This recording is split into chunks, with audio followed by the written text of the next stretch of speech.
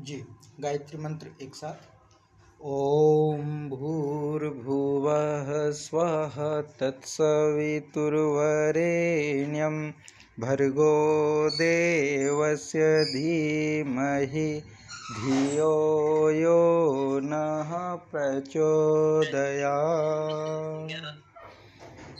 ओम शांताकारं भुजगशयनं पद्मनाभं सुरेशं विश्वाधारं गगनसदृशं मेघवर्णं शुभांगं लक्ष्मीकान्तं कमलनयनं योगिभिर्ध्यानगम्यं वन्दे विष्णुं भवभयहरं सर्वलोकैकनाथम्। ॐ यं ब्रह्मा वरुणेन्द्र रुद्रमरुतः स्तुन्वन्ति दिव्यैस्तवैः वेदैः साङ्गपदक्रमोपनिषदैर्गायन्ति यं सामगाः ध्यानावस्थिततद्गतेन मनसा पश्यन्ति यं योगिनो यस्यान्तं न विदुः सुरासुरगणा देवाय तस्मै नमः। देवाय तस्मै नमः। गीता माता ऑनलाइन कक्षा में आप सभी का स्वागत है। पंचम अध्याय में हमने 19 श्लोकों का अभ्यास कर लिया है। आज से हम 20वें श्लोक का अभ्यास करेंगे। तो 19वां जो श्लोक था उसके अनुसार जो था उसको पढ़ेंगे एक बार और फिर आगे बढ़ेंगे। इसमें 19वां जो श्लोक था वह था इहैव तेर्जितः सर्गो येषां साम्ये स्थितं मनः निर्दोषं हि समं ब्रह्म तस्मात् ब्रह्मणि ते स्थिताः। अर्थात येषां मनः साम्ये स्थितः, येषां अर्थात जिनका, मनः अर्थात मन, साम्ये समभाव में, स्थितः माने स्थित है। तो जिनका मन सामभाव में, साम्यता में स्थित है, यह इस जीवित अवस्था में उनके द्वारा, तेह अर्थात उनके द्वारा इस जीवित अवस्था में ही संपूर्ण संसार जीत लिया है। यहाँ पे मन का समभाव होना, मन समभाव में स्थित होना, इसकी विशेषता बताई गई है और बहुत बड़ी विशेषता बताई गई है कि ये कहा है कि अगर जिसका मन समभाव में है, जिसका मन नियंत्रण में है, जिसका मन ना तो लेफ्ट है ना ही आइदर राइट है, ना आइदर लेफ्ट ना आइदर राइट, बीच में है, मध्यम मार्गी जिसको कहा गया, सम स्थिति में जिसको कहा गया है, तो जिनका मन समभाव में स्थित है ऐसे व्यक्ति जीवित अवस्था में ही संपूर्ण संसार को जीत लेते हैं। माने संसार को जीतने का अर्थ ये है कि उनको संसार से सुख दुख समान स्थिति में ही प्राप्त होते हैं। वो संसार के माया मोह में ज़्यादा विश्वास नहीं रखते क्योंकि उनका मन सम स्थिति में है। तो ये कहा गया है कि जिनका मन समभाव में है उनके द्वारा इस जीवित अवस्था में संपूर्ण संसार जीत लिया गया है। क्यों? क्योंकि ब्रह्म निर्दोषम समम तस्मात् ते ब्रह्मणि स्थितः। तो ब्रह्म जो है वो कैसा है? निर्दोषम और समम। ब्रह्म जो है वो निर्दोष है, दोष रहित है। ब्रह्म में तो कोई दोष है ही नहीं, उसको तो हम मानते हैं निर्दोष है। ब्रह्म तत्व जो है निर्दोष है और सम है, सम को स्वीकार करने वाला, समत्व है ईश्वर में। ईश्वर सबके लिए समान है, समदर्शी है। ईश्वर समदर्शी है। इसीलिए जिस व्यक्ति का मन समभाव में स्थित होगा तो वह उस परब्रह्म परमात्मा में स्थित होगा। वह व्यक्ति फिर परब्रह्म परमात्मा में स्थित होगा। सच्चिदानंद सत्य चित्त आनंद स्वरूप जो है उसमें स्थित होगा। कौन? जो समभाव में स्थित है, जिसका मन समभाव वाला है, समान भाव को लेकर के चलता है। दोनों मतलब अनेकों विचारों में समानता लेकर के चलता है, वह समदर्शी, समभाव, ये शब्द जितने भी हैं, सम को ध्यान रखना। समत्वम योग उच्यते, ये भी बार बार हम कह रहे हैं। समत्वम अर्थात समानता को लेकर के चलना, ना किसी को अधिक ना किसी को कम, समानता। ये तो जिसका मन समभाव में स्थित है, तेह अर्थात वे इस अवस्था में ही संपूर्ण संसार को, इस जीवित अवस्था में संपूर्ण संसार को जीत लेते हैं। क्योंकि जो ब्रह्म है वह कैसा है, वह निर्दोष है और सम वाला है, समत्व है। ब्रह्म भी सम है, इसीलिए ब्रह्म में वही जा सकता है जो समत्व वाला है।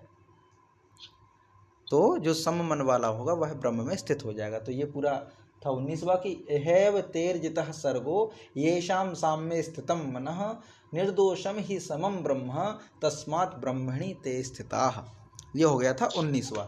अब आज से हम 20वां श्लोक आरंभ करेंगे।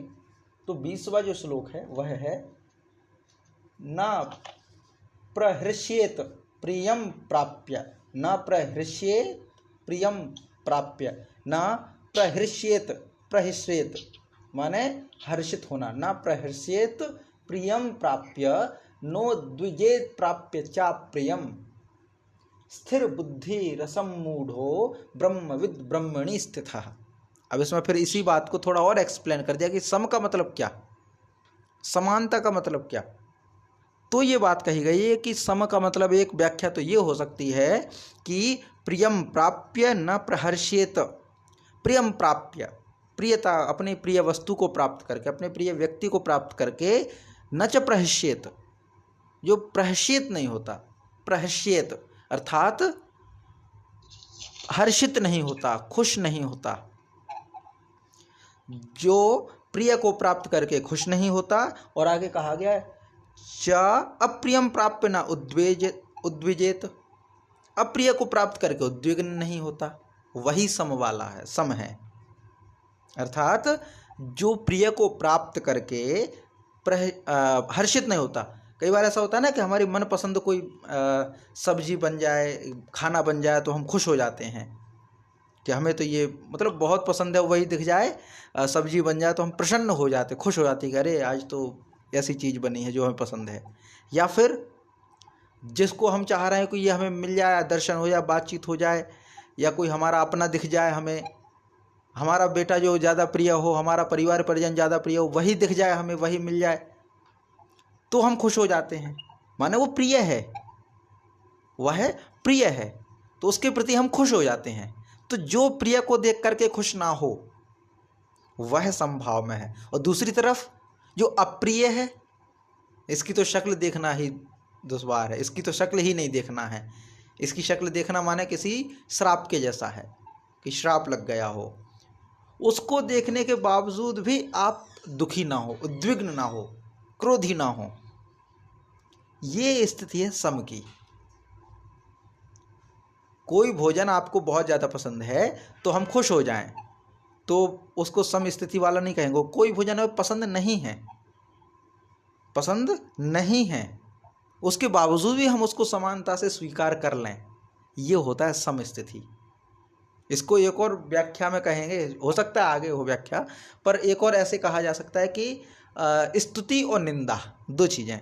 स्तुति अगर सुन करके हम खुश हो जाते हैं तो हम समभाव वाले नहीं हैं, हमारा मन जो है समत्व में स्थित नहीं है। और निंदा सुन करके अगर हम दुखी हो जाते तब भी सम वाले नहीं हैं। तो निंदा और स्तुति सुन करके, दोनों को सुन करके समान रहे, वही जो है वह स्थित मन वाला है, वही स्थित मन वाला है। इस चीज़ को समझाने के लिए एक कहानी चलती है कि एक नौकर था, वो किसी सेठ जी के पास काम कर रहा था, सेठ जी के पास काम करता था। तो सेठ जी ने देखा कि बेचारा ये जो है बहुत काम करता है। एक दिन देखा कि नौकर आया नहीं, काम करता था सेठ जी के यहाँ पे, तो एक दिन बिना बताए नौकर छुट्टी मार ली नौकर ने। सेठ जी ने सोचा कि शायद परेशान रहता होगा, बहुत काम भी तो करता है और मैं वेतन भी कितना दे पाता हूँ इसको, परेशान होगा शायद, किसी कारण से कोई बीमारी आ गई होगी। अच्छा एक काम करते हैं कि इसको आज डांटने की बजाय इसको 500 रुपये हम बढ़ा देते हैं। तो अगले दिन वो आया तो सेठ जी ने ये तो नहीं पूछा कि बेटा क्यों नहीं आया था, सीधा कह दिया कि आज से तुम्हारे लिए तुम्हारा जो वेतन है अगले महीने से तुम्हें 500 रुपये ज़्यादा मिलेंगे। तो वो नॉर्मली रहा, वो ठीक है सेठ जी धन्यवाद, बस ना खुश हुआ ना दुखी हुआ, कुछ नहीं, चला गया अपने काम पे करने लगा।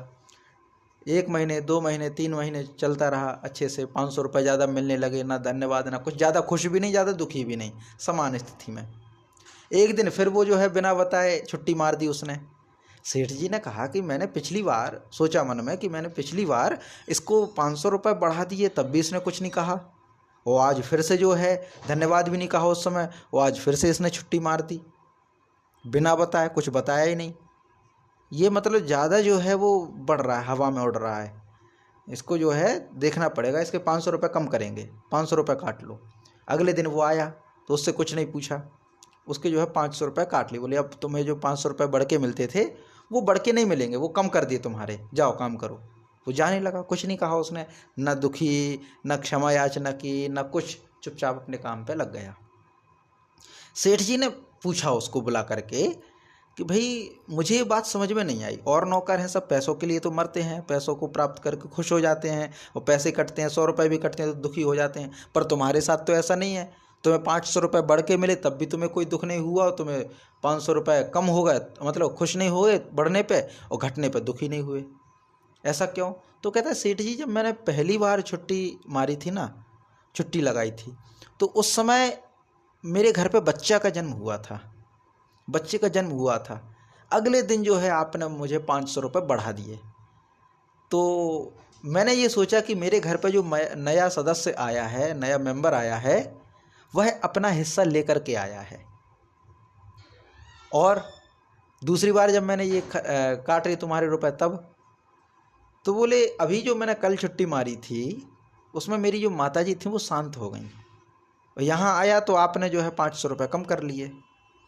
तो फिर मैंने मन को ये कह के समझाया कि मेरी जो माँ थी वो शायद अपना हिस्सा लेकर के जा रही हैं। तो दोनों ही स्थिति में जो सम रहे, बढ़ने में भी खुश ना हो, घटने में भी कमी ना हो, अपने मन को समझाए, अपने मन को नियंत्रण में रखे, तो वह जो मन है वो सम स्थिति वाला मन है। तो यही ये कहा गया है कि न प्रहस्येत प्रियम प्राप्य नो द्विजेत प्राप्य चा प्रियम, स्थिर बुद्धि सम्मूढ़ो ब्रह्मविद ब्रह्मणि स्थिता। तो इसमें क्या कहा गया है कि प्रिय को प्राप्त होकर के जो हर्षित नहीं होता, अप्रिय को प्राप्त करके जो द्विग्न नहीं होता, वह जो स्थिर बुद्धि असम्मूढ़ जो है, ये जो कहा गया ना, स्थिर बुद्धि रसम मूढ़ो, रसम माने बुद्धि असम्मूढ़ो, बुद्धि असम्मूढ़ो, विसर्ग संधि यहाँ पर आ जाएगी। तो स्थिर बुद्धि असम्मूढ़ो अर्थात वह जो स्थिर बुद्धि वाला, असम्मूढ़ माने संशय रहित, किसी बात में संशय नहीं, सम्मूढ़ नहीं रहना, वह ब्रह्मविद अर्थात ब्रह्म को जानने वाला, ब्रह्मवेत्ता जो पुरुष है वह ब्रह्मणि स्थितः, ब्रह्मणि स्थितः, ब्रह्म में ही स्थित होता है, ब्रह्म में ही स्थित रहता है। अर्थात इससे पहले जो श्लोक था उसमें भी यही बात कही गई कि जिस व्यक्ति का मन स्थिर रहता है वो ब्रह्म में स्थित रहता है, जिस व्यक्ति का मन सम है वह परमेश्वर में स्थित रहता है, सच्चिदानंद परमेश्वर में स्थित रहता है। क्यों? क्योंकि परमेश्वर निर्दोष है और सम स्थिति वाला है, वह समप्रिय, समता प्रिय है, समत्व वाला है। वही बात इसमें कहा गया कि अब थोड़ा और एक्सप्लेन करके कि सम का मतलब क्या, तो ये कहा गया, एक उदाहरण दिया गया कि प्रिय प्राप्य न प्रहर्षित, प्रिय को प्राप्त करके जो हर्षित नहीं होता, अप्रियम प्राप्य न उद्विजेत, और जो अप्रिय को प्राप्त करके उद्विग्न नहीं होता, दुखी नहीं होता, तो वह स्थिर बुद्धि असम्मूढ़, स्थिर बुद्धि वाला और संशय रहित स्थिति वाला, माने जिसकी बुद्धि संशय रहित है, संशय वाली नहीं है, उसकी बुद्धि स्थिर है। संशय में स्थिर नहीं होती बुद्धि, संशय में तो अस्थिर होती है, भटकती है, इसमें और इसमें संशय होता है कि ये सही या ये सही, तो बुद्धि स्थिर नहीं होगी। स्थिर बुद्धि असंशय वाली होगी, संशय रहित होगी। तो स्थिर बुद्धि, संशय रहित बुद्धि वाला जो ब्रह्मवेत्ता पुरुष है वह ब्रह्मणि स्थितः अर्थात सच्चिदानंद घन परब्रह्म परमात्मा में स्थित हो जाता है। ये बात यहाँ पर कही गई, परमात्मा में स्थित होने की बात पहले भी, परमात्मा में स्थित होने की बात अब भी। अतः पहले के ही विषय को थोड़ा एक उदाहरण दे करके एक्सप्लेन किया गया है यहाँ पे कि प्रियम प्राप्य न प्रहर्षेत न च प्रियम च अप्रियम प्राप्य न उद्विजेत, और अप्रिय को प्राप्त करके जो द्विजित नहीं होता, द्विग्न नहीं होता, स्थिर बुद्धि असम्मूढ़ ब्रह्मविद ब्रह्मणि स्थितः, जो अस्थिर बुद्धि स्थित बुद्धि वाला है और संशय रहित जो बुद्धि वाला है वह ब्रह्म में ही स्थित रहता है। ये बात यहाँ पर कही गई है कि न प्रहर्षेत प्रियम प्राप्य, न प्रहर्षेत प्रियम प्राप्य, नोद्विजेत प्राप्य च प्रियम, स्थिर बुद्धिरसम्मूढ़ो ब्रह्मविद् ब्रह्मणि स्थितः, ब्रह्मविद् ब्रह्मणि स्थितः, न प्रहर्षेत प्रियम प्राप्य, नोद्विजेत प्राप्य च प्रियम, स्थिर बुद्धिरसम्मूढ़ो ब्रह्मविद् ब्रह्मणि स्थितः, ब्रह्मविद् ब्रह्मणि स्थितः। तो ये हो जाएगा 20वां श्लोक। इसके बाद 21वां जो है वह है बाह्य स्पर्शेष्वसक्तात्मा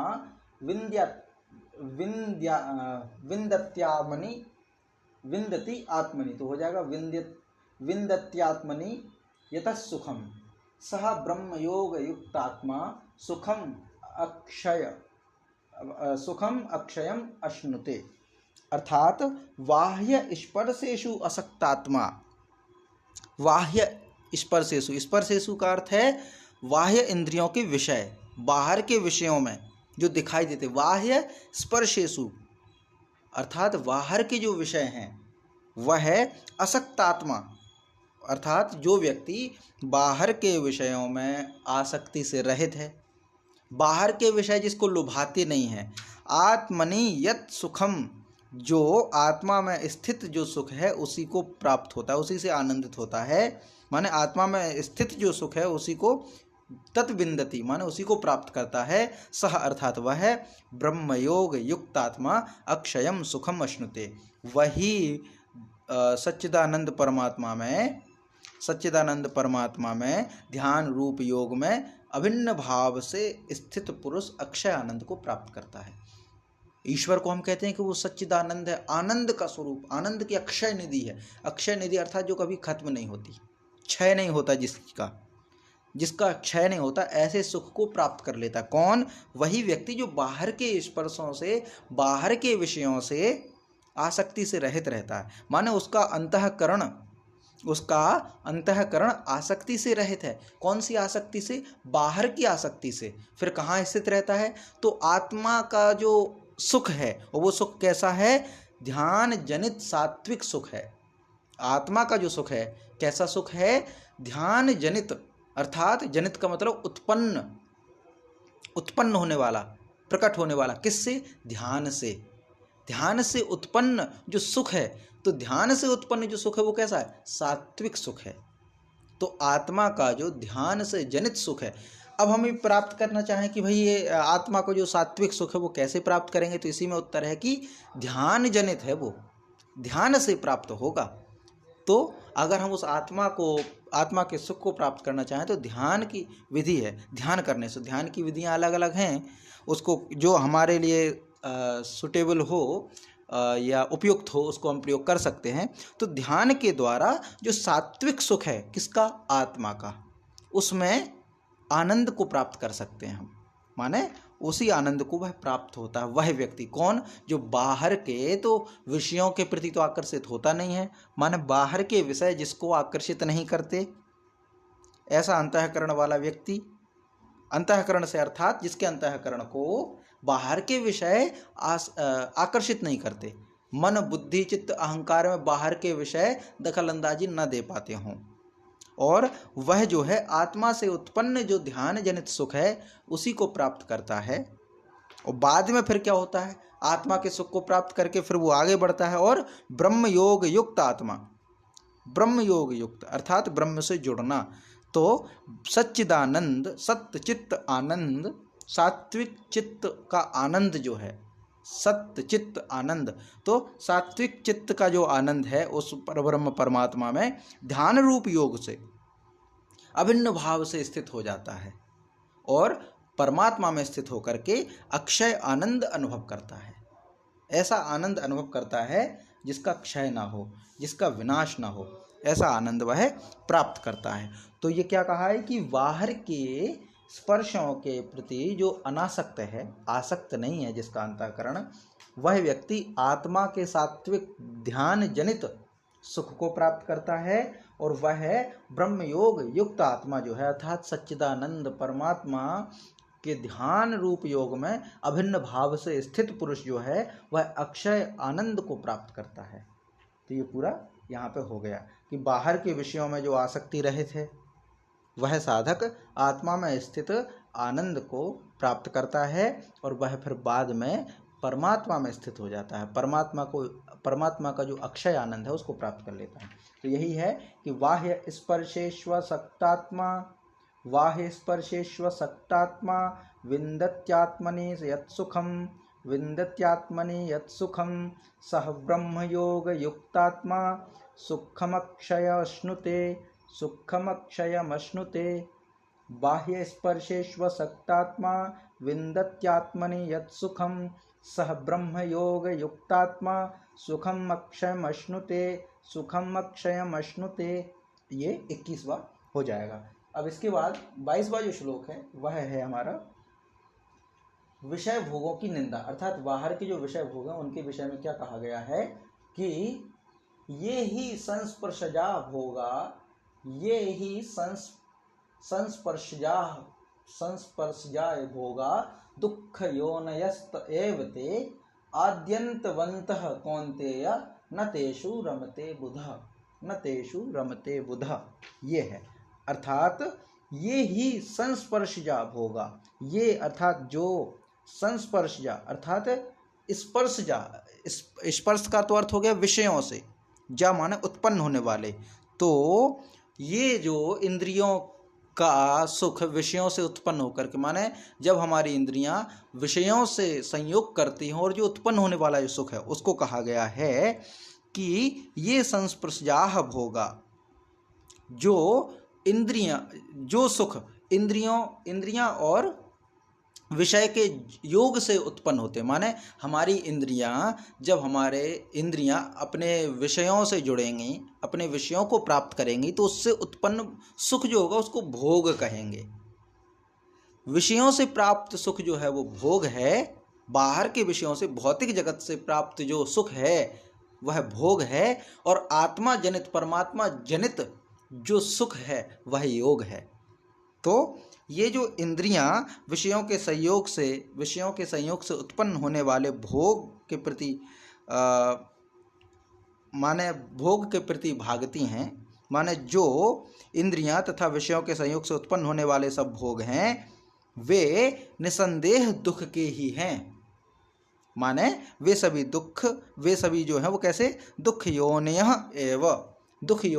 एव अर्थात वह दुख देने वाले ही हैं। जितने भी ये इंद्रिय और विषय से उत्पन्न होने वाले सुख हैं, हमारी इंद्रिय और विषयों से उत्पन्न होने वाले सुख हैं, यह दुख देने वाले ही हैं। एक विशेषता बताई, क्यों है दुख देने वाले? क्योंकि ये अनित्य हैं, नित्य नहीं है। सुख भी नित्य नहीं है, दुख भी नित्य नहीं है। इंद्रियों से प्राप्त बाहर के विषयों से प्राप्त जो सुख हैं वो नियमित थोड़ी ना है, क्योंकि प्रकृति तो परिवर्तनशील है, और प्रकृति का एक ही नियम है कि परिवर्तन होना है। प्रकृति का एक ही नियम है कि परिवर्तन होना है, उसको रोक नहीं सकते। और परिवर्तन में तो ये साइकिल चलती है, कभी सुख तो कभी दुख, कभी सुख तो कभी दुख। आज कोई चीज़ हमारे पास उपलब्ध है, कल नहीं रहने वाली है, तो सुख और दुख तो लगा रहेगा। तो जो बाहर के विषयों से सुख प्राप्त करता है वह सुख भले उसको दिखते हैं, भले उस व्यक्ति को, उस विषयी पुरुष को विषयों में जो रमता है, विषयों में जो उलझा है, उस व्यक्ति को भले ही वो सुख दिखते हों, पर वह भी दुख मतलब दुख को उत्पन्न करने वाले हैं, वहां से भी दुख ही उत्पन्न होगा। और ये जो है वो आद्यंतवंतः अर्थात आदि और अंतवंतः, आदि और अंत वाले हैं, माने इन सुखों का आदि भी है, अंत भी है। इन सुखों का आदि भी है और अंत भी है। तो आदि और अंत कैसे है? जैसे मान लीजिए हमने कोई एक घर ले लिया, आज की तारीख में घर ले लिया हमने। आज जो तारीख है 13 अप्रैल 2024, आज की तिथि में हमने घर ले लिया, तो वो जो सुख है, जो भोग है, वो आज से शुरू हुआ। अर्थात जो सुख हमें प्राप्त हुआ वो आज से शुरू हुआ, अर्थात वो जो है आदि है इसका, और अंत हो सकता है हम अभी हैं किसी परिस्थिति ऐसी बन जाओ वो घर बेचना पड़ जाए, या भूकंप आ जाए, गिर जाए, या हमारे हाथ से छीन जाए, तो अंत भी है उस सुख का। वहां पर वो सुख रुक जाएगा, वो सुख रुक जाएगा। या हमने कोई कार ले ली, तो आज अगर कार ले ली तो आज से पहले हमें वो कार का सुख नहीं था, आज से पहले हमें वो कार का सुख नहीं था, मतलब आज ही उस सुख का आदि है। और किसी दिन एक्सीडेंट हो गया, कार टूट गई, कुछ वो डैमेज हो गई, तो फिर वो सुख जो है वो तुरंत दुख में बदल जाएगा। तो अर्थात ये बाहर से प्राप्त होने वाले सुख हैं वह नित्य नहीं हैं, आदि वाले भी हैं और अंत वाले भी हैं, आद्यंतवन्तः इसीलिए कहा गया है। और इनसे दुख ही दुख उत्पन्न है। बौद्ध दर्शन में भी इसको कहते हैं दुख, सर्वम दुखम दुखम, माने जो कुछ भी दिखाई देता है वह सब दुख ही है, दुख ही है। हमें भले अभी दिखाई देता है कि सुख है, लेकिन उसमें भी दुख है। भले कितनी भी हम आडंबर जोड़ लें, दुख तो रहेगा ही, दुख से मुक्त नहीं हो सकते। तो क्या कहा है, बुद्धिमान क्या काम करता है, तो कहते कौन्तेय अर्थात हे अर्जुन, बुधः अर्थात बुद्धिमान व्यक्ति, बुधः अर्थात बुद्धिमान या विवेकी व्यक्ति क्या करता है, तेषु न रमते, उन भोगों में नहीं रमता। जो बुद्धिमान व्यक्ति होगा, जो बुद्धिमान व्यक्ति होगा वो क्षण क्षण बदलने वाले संसार में, पल पल बदलने वाले संसार में स्वयं को नहीं फंसाता, स्वयं को नहीं फंसाता। हम अगर नाटिकाओं को देख करके, नाटकों को देख करके, सिनेमा को देख करके सुख और दुख होने लगें, किसी फिल्म को देख रहे हैं, कहीं कोई दुर्घटना वाला सीन चल रहा है, कहीं कोई करुण रस वाला सीन चल रहा है, हम रो रहे हैं, और फिर खुशी वाला होगा तो हम खुश हो रहे हैं, तो बुद्धिमान व्यक्ति तुरंत ये कहेगा कि मैं फिल्म से अलग हूँ, वो तो किरदार हैं, किसी को गोली मार रहा है, कोई किसी को लेके भाग रहा है, कोई कुछ कर रहा है, तो ये तो फिल्म के दृश्य हैं, उसमें मेरा सिर्फ ये कि मैं देख रहा हूँ उस चीज़ को, बस मैं अलग हूँ उस चीज़ से, तो वो बुद्धिमान है। वो देख करके अलग हट जाए, स्वयं को अलग कर ले, वो बुद्धिमान है। अर्थात ये जो दृश्य हम चारों ओर देख रहे हैं यह एक सिनेमा घर जैसा ही है। इनमें जो फंसेगा, जो सुख दुख में फंसेगा, वह सुख दुख में जो फंसेगा वह व्यक्ति दुख जनित संसार में ही भटकेगा। तो जो बुद्धिमान व्यक्ति है वो इनको छोड़ना ही उचित समझता है कि इनसे भागो, इनके उसमें ना रहो, कि ठीक है आज सुख है तो कल दुख होगा, तो इसके पीछे ना पड़ो, इन भोगों के पीछे ना पड़ो, आगे बढ़ो। तो अब इसमें एक और बात कह दी कि संसार में जो वस्तुएं हैं, भौतिक संसार में जो वस्तुएं हैं, ये कैसी हैं, सुख और दुख देने वाली हैं। उसके बावजूद भी संसार में आपको कर्म करना है, कर्म से भागने का कहीं नहीं है। यहाँ कह दिया कि सब भोग जो जितने भी संसार में दिखाई देते हैं वह सब सुख और दुख देने वाले हैं, अंततः दुख ही होना है, और ये आद्यंत बनता है। आदि आज आपको कोई सुख मिला, कल नहीं रहने वाला है, ये कन्फर्म है। उसके बावजूद भी आप कर्म करो। तब कैसे कर्म कर सकते हैं, तो एक ही है कि तब कर्म करने का एक ही तरीका है, वह है निष्काम कर्म। ना आप सुख की चाह करो, ना आप दुख की चाह करो। सुख मिल जाए तो उसको भी सहन करो, दुख मिल जाए तो उसको भी सहन करो।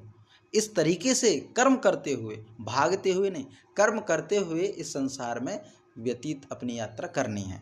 तो ये पूरा कहा गया है। तो विषयों की, भोगों की निंदा करते हुए क्या कहा है कि ये संस्पर्शजाह भोगाः, ये जो इंद्रिय और विषयों के संयोग से उत्पन्न होने वाले जो सुख हैं, भोग हैं, वे निसंदेह दुख के हेतु हैं। ते ही दुख योनयः एव, वो दुख के ही हेतु हैं। भले किसी को सुख दिखाई देता हो, भले ही किसी पुरुष को सुख दिखाई देता हो कि अरे बहुत अच्छा सुख है इसमें, तो यहाँ ये ऐसा ऐसा सुख दिखाई देता, पर अंत में वो दुख वाले ही हैं।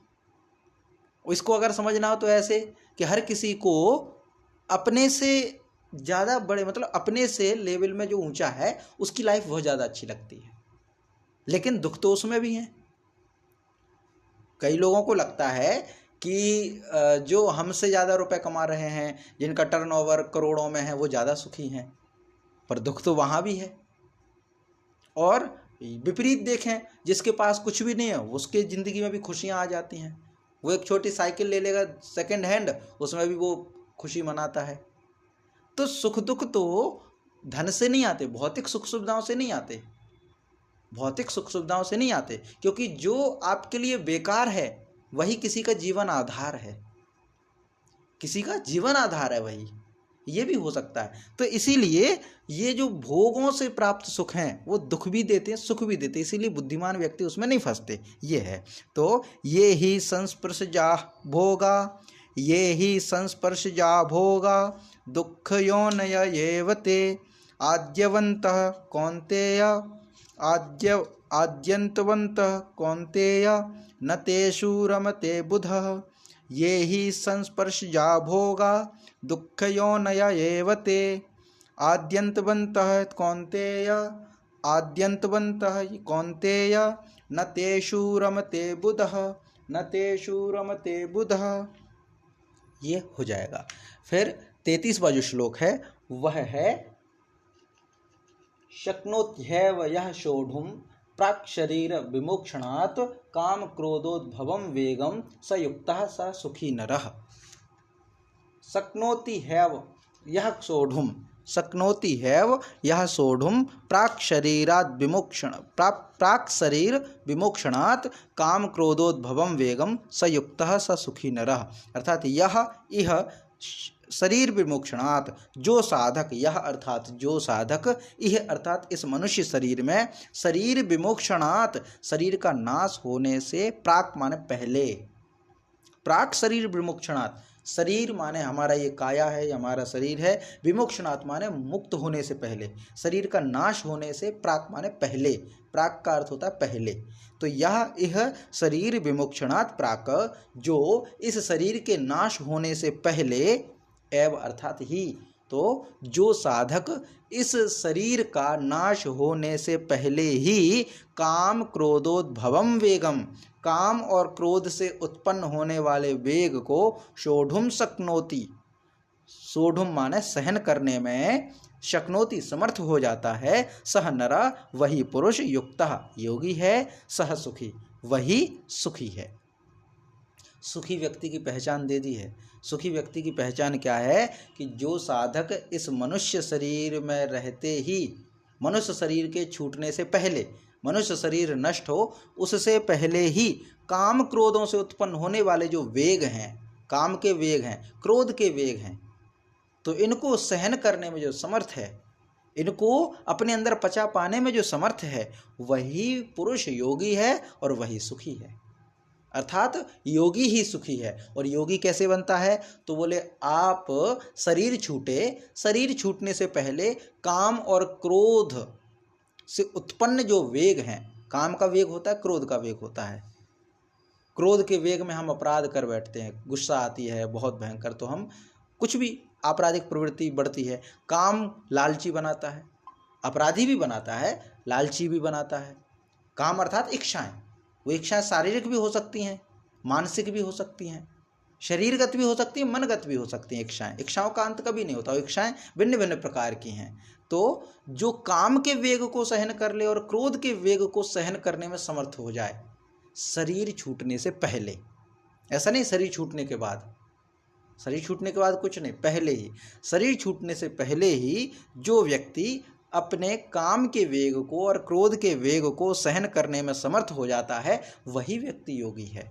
माने जिस पर काम का वेग हावी नहीं होता, ऐसा नहीं कि वो काम के चलाए चले, क्रोध का वेग हावी नहीं होता, ऐसा नहीं कि वो क्रोध में कुछ भी बोल दे, ऐसा नहीं कि क्रोध में कुछ भी उल्टा पुल्टा काम कर दे, बाद में फिर पश्चाताप हो, वह योगी थोड़ी ना है। योगी तो वह है विपरीत परिस्थिति में भी स्वयं को संयमित करके रखता है, वही योगी है।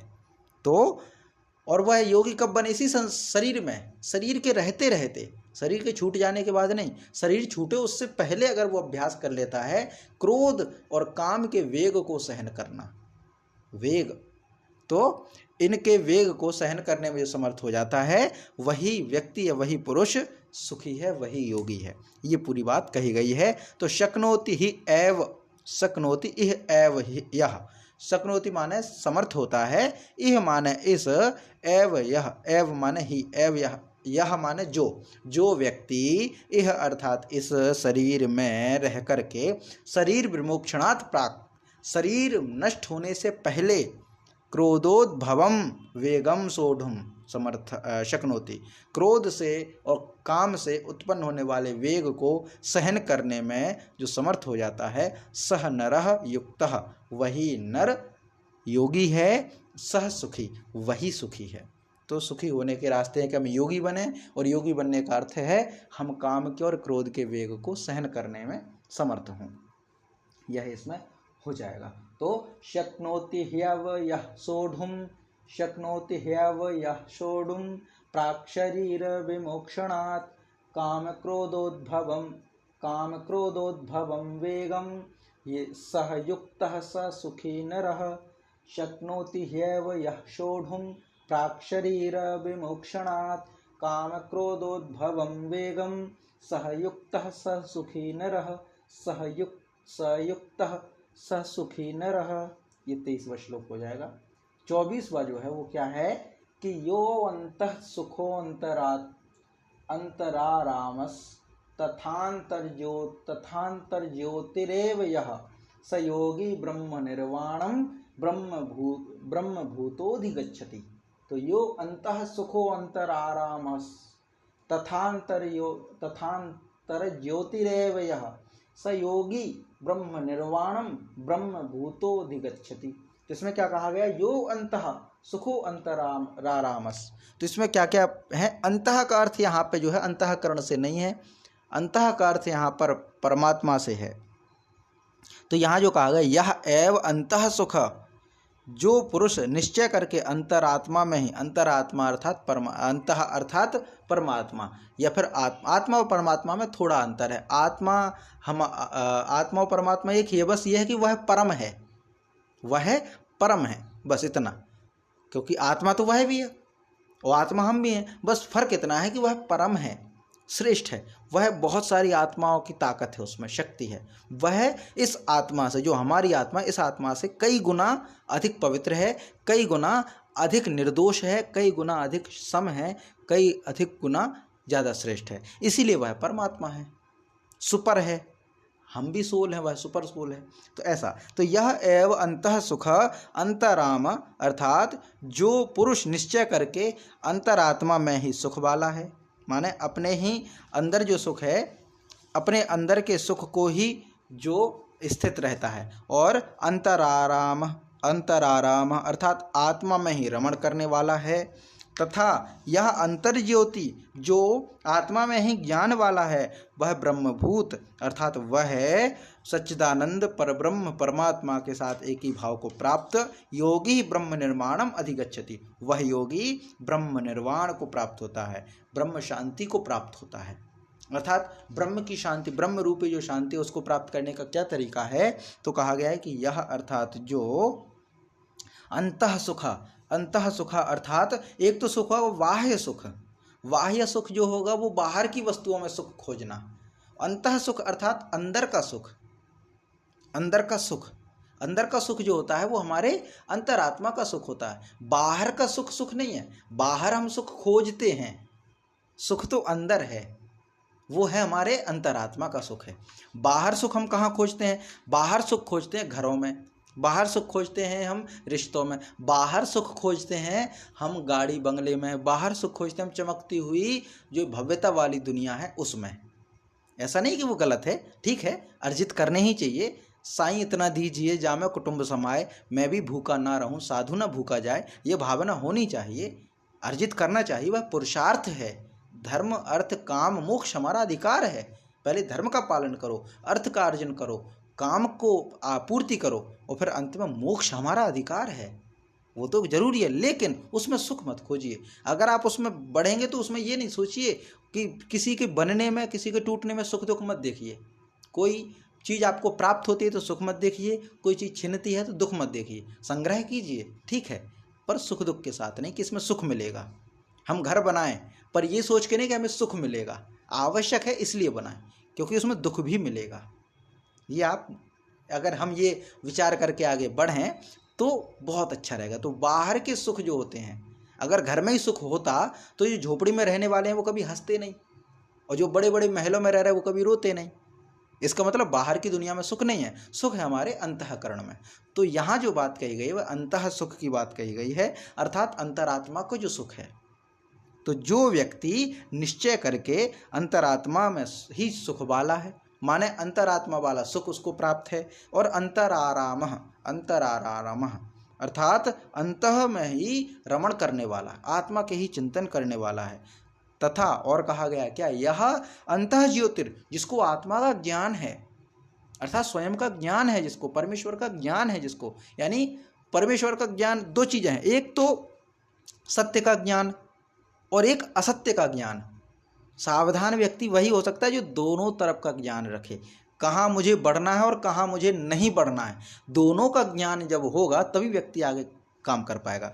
तो ये जो कहा अंतः ज्योति अर्थात आत्म ज्योतिर, आत्मज्ञान, बाहर का ज्ञान, तो उसको एक शब्द प्रयोग किया गया तत्ववित, अर्थात तत्व का ज्ञान, बाहर की नश्वरता का भी ज्ञान और अपने अंदर के जो अक्षय सुख है उसका भी ज्ञान। तो दोनों का ज्ञान जिसको होगा वही ब्रह्मभूत अर्थात सच्चिदानंद परब्रह्म परमात्मा के साथ एक ही भाव को प्राप्त होता, माने उसमें रमण हो जाते हैं। कौन? वह योगी, अर्थात वही सांख्य योगी कहा गया। सांख्य अर्थात ज्ञान, सांख्य अर्थात ज्ञान। तो वही योगी ब्रह्म निर्माणम अधिगच्छति, ब्रह्म शांति को प्राप्त होता है। तो ब्रह्म शांति को प्राप्त कौन होता है? वही सांख्य योगी। कौन सांख्य योगी? जो परमात्मा में एकीकार हो गया। परमात्मा में एकीकार कौन हो गया? तो वही परमात्मा में एकीकार हो गया जो अंतः सुख वाला है, जो अंतर आराम है और अंतर ज्योति है। तीन शब्द प्रयोग किए गए, अंतः सुख अर्थात आत्मा का, अंतरात्मा का सुख, अंतर आराम अर्थात अंतरात्मा में ही रमण करना, और अंतर ज्योति आत्म का ज्ञान, अंतरात्मा का ज्ञान। तो तीन चीजें जिसको है वही ब्रह्मभूत परमेश्वर में एक ही भाव में स्थित होगा, और वही योगी ब्रह्म निर्माणम अधिगच्छति, शांति ब्रह्म को, माने जो शांत ब्रह्म है या ब्रह्म की शांति उसको प्राप्त होता है। तो परम शांति को प्राप्त करने का ये यहाँ पे एक वचन कहा है, उपदेश किया है। फिर अगला जो इसका जो होगा पाठ करते फिर आगे बढ़ते हैं कि यो अंतः सुखो अंतरारामस तथांतर ज्योतिरेव यः स योगी ब्रह्म निर्वाणम ब्रह्म भूतोधिगच्छति। यो अंतः सुखो अंतरारामस, यो अंतः सुखो अंतरारामस तथांतर ज्योतिरेव यः स योगी ब्रह्म निर्वाणम ब्रह्म भूतोधिगच्छति, ब्रह्म भूतोधिगच्छति। ये 24वां हो जाएगा। अब 25वां जो है वह है लभन्ते ब्रह्म निर्वाणम ऋषयः क्षीण कल्मषाः छिन्न द्वेधा यतात्मानः सर्वभूत हिते रताः। लभन्ते ब्रह्म निर्वाणम ऋषयः क्षीण कल्मषाः छिन्न द्वेधा यतात्मानः सर्वभूत हिते रताः। क्षीण कल्मषा अर्थात क्षीण माने नष्ट हो गए, क्या? कल्मषा तो जिनके सब, कल्मष माने पाप, जिनके सभी पाप नष्ट हो गए हैं। छिन्न द्वैधा, द्वैधा छिन्न, छिन्न माने नष्ट हो गया, द्वैधा माने दो का भाव, संशय, संशय दोनों में ही तो होगा। तो जिनके सब संशय से निवृत्ति हो गई है, जिनके सभी पाप नष्ट हो गए हैं, सर्वभूत हिते रता, जो संपूर्ण प्राणियों के हित में ही रत हैं, माने जिनके स्वयं के पाप नष्ट हो गए, जिनका संशय खत्म हो गया, और जो सभी प्राणियों के हित में ही लगे हुए हैं, रत हैं। यतात्मा, यतात्मनः, यतात्मानः अर्थात जिसका जीता हुआ मन निश्चल भाव से परमात्मा में स्थित है। यतात्मानः अर्थात आत्मानः मतलब उस परब्रह्म, यत यानी जो उस परब्रह्म में स्थित है, यानी जिसका मन निश्चल भाव से परमात्मा में स्थित है। ऋषयः ब्रह्म निर्माणम लभते, वही ब्रह्मवेता पुरुष, वही ऋषयः, उसी को ऋषि कहा गया। तो वह ऋषयः ब्रह्म निर्वाणम अर्थात ब्रह्म शांत को प्राप्त होता है, माने शांत ब्रह्म को प्राप्त हो जाता है, उसको कहते ब्रह्म निर्वाणम, ब्रह्म को प्राप्त हो जाना, ब्रह्म रूपी शांति को प्राप्त हो जाना। तो उसके लिए क्या क्या बताया? तीन चीजें हैं, तीन कंडीशन। क्या? पहली है क्षीण कल्मषाः, कल्मषाः क्षीण, जिसके कल्मषा अर्थात पाप, क्षीण माने नष्ट हो गए हैं, वह व्यक्ति। और छिन्न द्वैधा, द्वैधा की भावना, दो के विचार, द्वैधा वहीं संशय होगा, जहाँ दो के विचार होंगे वहीं संशय होगा। तो छिन्न द्वैधा, जिसकी दो की भावना छिन्न हो गई है, जिनके संशय छिन्न हो गए हैं। और सर्वभूत हिते रता, जो सभी प्राणियों का, यहाँ जो भूत शब्द है वह प्राणियों से, सर्वभूत हिते रता, जो सभी भूतों के हित में लगा हुआ है।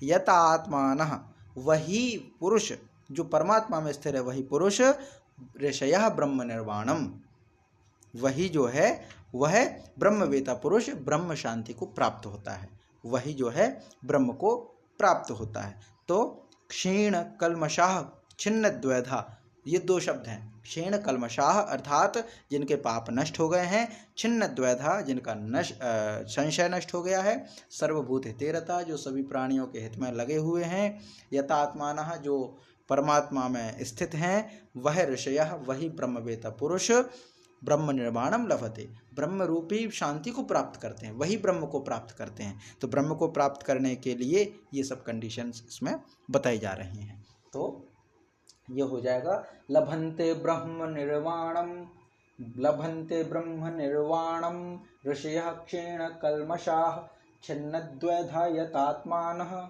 सर्वभूत हिते रताः। लभन्ते ब्रह्म निर्वाणम ऋषयः क्षीण कल्मषाः छिन्न द्वैधा यतात्मानः सर्वभूत हिते रताः, सर्वभूत हिते रताः। ये 25वां श्लोक हो जाएगा। तो आज का जो कक्षा है हमारी, हम यहीं 25 श्लोक तक ही रखेंगे। शेष जो बची हुई कक्षा है 29 श्लोक हैं। तो कल की कक्षा और होगी, कल या सोमवार को कक्षा होगी, और सोमवार की कक्षा में पूरा हमारा ये 5वां अध्याय संपूर्ण हो जाएगा। तो आज की कक्षा यहीं तक रहेगी। कोई जिज्ञासा हो, कोई विचार हो, कोई प्रश्न हो तो आप रख सकते हैं।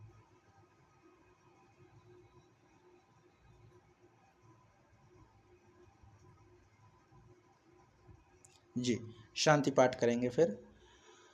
ओम द्यौ शांतिरंतरिक्षगं शांतिः पृथ्वी शांतिरापः शांतिरौषधयः शांतिः वनस्पतयः शांतिर्विश्वे देवाः शांतिर्ब्रह्म शांतिः सर्वगं शांतिः शांतिरेव शांतिः सा मा शांतिरेधि। ओम शांति शांति शांति, सर्वारिष्टेषु शांतिर्भवतु। शांति।